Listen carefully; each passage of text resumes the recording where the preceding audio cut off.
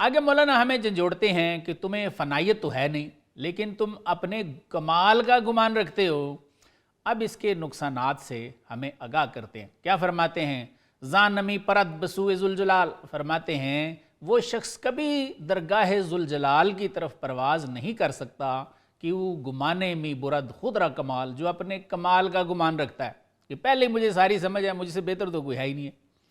آگے لکھتے ہیں اس کے برعکس ہر کے نقص خیش را دید و شناخت، فرماتے ہیں اس کے برعکس جو اپنے نقص کو دیکھ لیتا ہے اور پہچان لیتا ہے، اندر استکمال خود دو اسپا تاخت، فرماتے ہیں وہ اپنی تکمیل میں بہت تیز دوڑتا ہے۔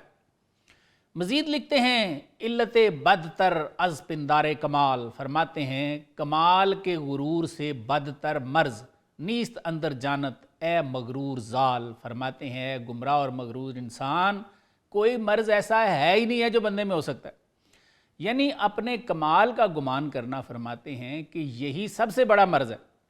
آگے لکھتے ہیں علت ابلیس انا خیر بدست، فرماتے ہیں ابلیس کا مرض بھی یہی تھا۔ کیا تھا؟ انا خیر منہ، کہ میں آدم علیہ السلام سے بہتر ہوں۔ و این مرض در نفس ہر مخلوق ہست، اور مولانا فرماتے ہیں کہ یہ مرض ہر مخلوق کے دل میں ہوتا ہے۔ آگے کیا لکھتے ہیں؟ گرچہ خودرا بس شکستہ بیندو، فرماتے ہیں کبھی کبھی ایسا مغرور آدمی اپنے آپ کو بڑا متواضع شخص خیال کرتا ہے۔ آب صافی داں و سرگیں زیر جو، فرماتے ہیں اس کو اوپر اوپر سے صاف پانی سمجھنا، اس کی نہر کی تہ میں گوبر ہی گوبر ہے۔ آگے سب کا حال لکھتے ہیں اور فرماتے ہیں در چگے جو ہست سرگیں اے فتح، فرماتے ہیں اے جوان گوبر نہر کی تہ میں ہوتا ہے، گرچہ جو صافی نمائد مرترا، اگرچہ نہر تم کو پاک صاف نظر آتی ہے۔ ان اشعار میں مولانا ہمیں یہ سمجھاتے ہیں کہ ہر شخص کے اندر اپنے کمال کا گمان ہوتا ہے کہ مجھے سب پتہ ہے، میرے سے بہتر کوئی نہیں جانتا، اور فرماتے ہیں کہ یہ ابلیسی وصف ہے۔ اس نے بھی یہی کہا تھا کہ میں آدم علیہ السلام سے بہتر ہوں۔ پھر فرماتے ہیں کہ جو شخص اپنے کمال کا گمان رکھتا ہے وہ کبھی بھی درگاہ ذوالجلال کی طرف پرواز نہیں کر سکتا۔ اس کے برعکس فرماتے ہیں کہ جو شخص اپنا نقص دیکھ لیتا ہے اور پہچان لیتا ہے وہ اس کو دور کرنے کے لیے بہت تیز دوڑتا ہے، کوشش کرتا ہے۔ اس میں کوئی شک نہیں کہ ہماری اکثریت بھی آج اسی ابلیسی وسوسے کا شکار ہے کہ میں سب سے بہتر جانتا ہوں، بلکہ ہم تو مسلمان ہی صرف اپنے آپ کو سمجھتے ہیں، باقیوں کو تو ہم کافر اور مشرک قرار دے رہے ہیں۔ حالانکہ اگر قرآن کے آئینے میں ہم اپنی شکلیں غور سے دیکھیں تو شرم سے پانی پانی ہو جائیں۔ سورہ حج کیا کہتی ہے؟ فَإِنَّهَا لَا تَعْمَى الْأَبْصَارُ وَلَٰكِن تَعْمَى الْقُلُوبُ الَّتِي فِي الصُّدُورِ، یعنی بے شک آنکھیں اندھی نہیں ہوتی، دل اندھے ہو جاتے ہیں جو سینوں میں ہیں۔ تو کیا ہم میں سے جتنے لوگ دوسروں کو کافر اور مشرک قرار دے رہے ہیں ان کے دل دیکھتے ہیں؟ لیکن پھر بھی وہ یہ سمجھتے ہیں کہ ہم ہی اصل مسلمان ہیں، باقی تو سارے کافر اور مشرک ہیں۔ سورہ یوسف کی آیت نمبر 108 کہتی ہے کل ھذہ سبیلی ادعو الی اللہ علی بصیرۃ انا ومن اتبعنی، یعنی اے محبوب اعلان فرما دیں کہ یہ میرا راستہ ہے، میں لوگوں کو اللہ کی طرف بلاتا ہوں، میں بھی صاحب بصیرت ہوں اور میری پیروی کرنے والے بھی صرف صاحب بصیرت ہیں۔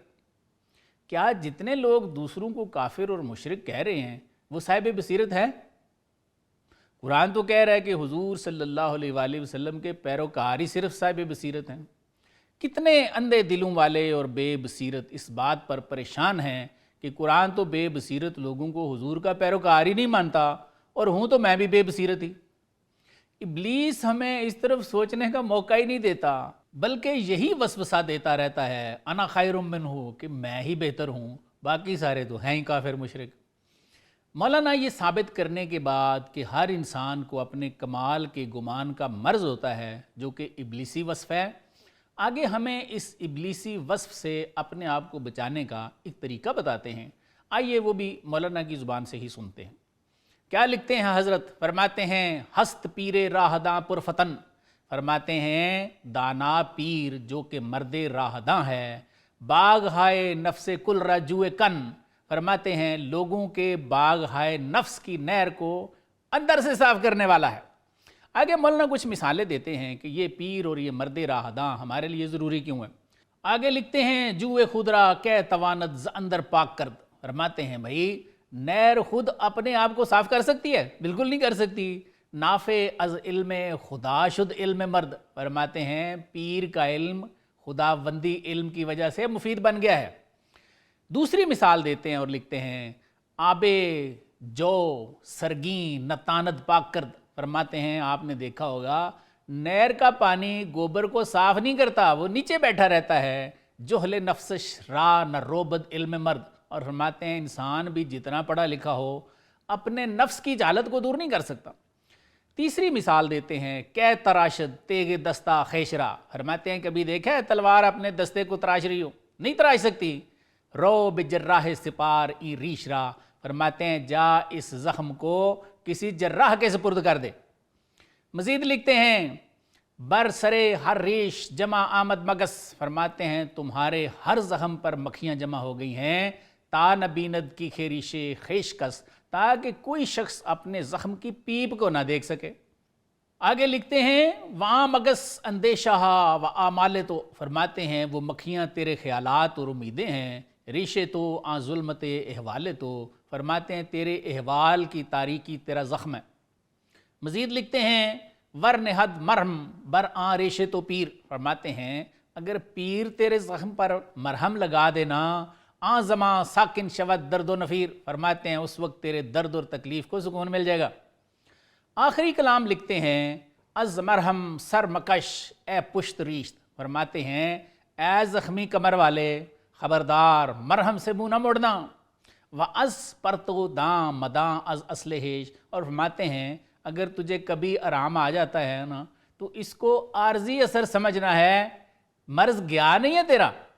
उस साहिब मरहम से भाग ना जाना, नफ्स इतनी जल्दी नहीं मरता।